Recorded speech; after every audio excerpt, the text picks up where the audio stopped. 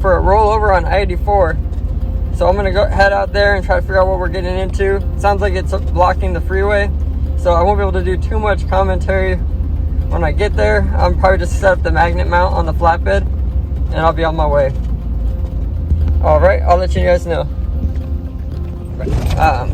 Not exactly sure what we're getting into. All I know is that it's on its top and it's in the middle of the freeway. So I'll let you guys know when we get there.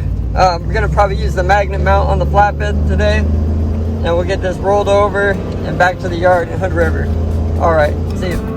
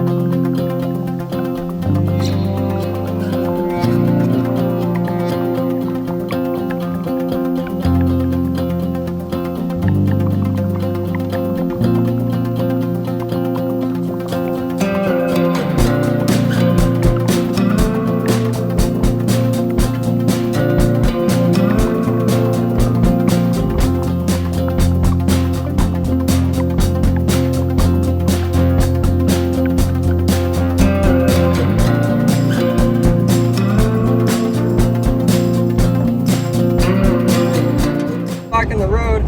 So I was able just to line up straight to the car, flip it back over, and then once it was back on its wheels, then I just had to pull the car around. You'll see in the video I had a little bit of problems with my winch. It wasn't releasing, that's why I kept having to walk back and forth. So that's why I ended up driving, just kind of pulling the car behind me because I couldn't get the winch to let go. But it worked out anyway.